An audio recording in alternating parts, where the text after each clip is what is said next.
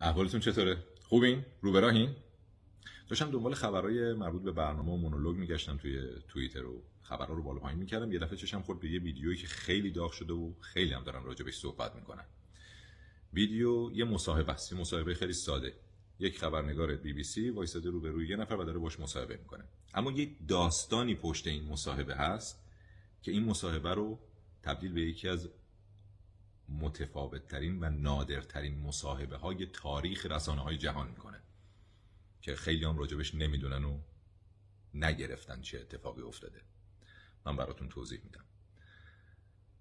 یه دادگاهی در سوئد در حال جریانه که حمید نوری از عوامل اعدام‌های 67 عوامل جنایت 67 الان تو اون دادگاه در حال محاکمه است. حالا داستان این که چجوری گرفتنش و چجوری به دادگاه کشوندنش توی وبسایت‌های مختلف نوشته، خودتون بخونید. اما نکته اینجاست که خب الان خانواده متهم حمید نوری هم اومدن اونجا کنارشن و دارن فیلم میگیرن و صبح و ظهر و شب هم در حال ارسال این ویدیوها برای خبرگزاری‌های داخلی هستن و مصاحبه میدن. و اینجا با خبرنگار BBC امید منتظری قراره که مصاحبه بده و خیلی هم فکر میکنه چه مصاحبه خوبی دارم میدم، چه تو دهنی دارم میزنم به حلق و دندون و دهن یاوه‌گویان، چه حرکت قهرمانانه و دلاورانه ای دارم میکنم، چه حرفای خوبی دارم میزنم. منتظر الان با هم بیرون بودیم، قرار بود گزارشو بیرون بگیریم، درسته؟ شما دیدید دیگه چه اتفاقایی بیرون بود.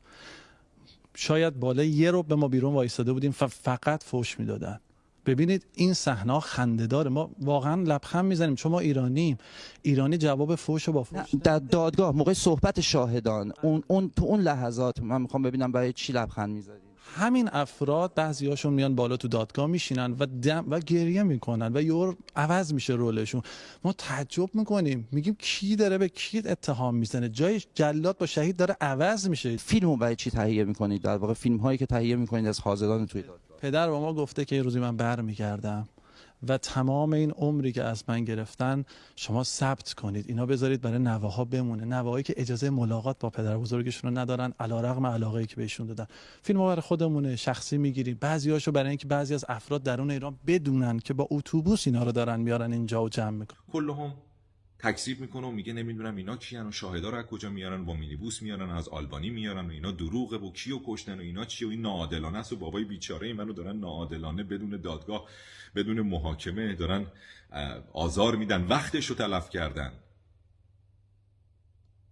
غافل از این که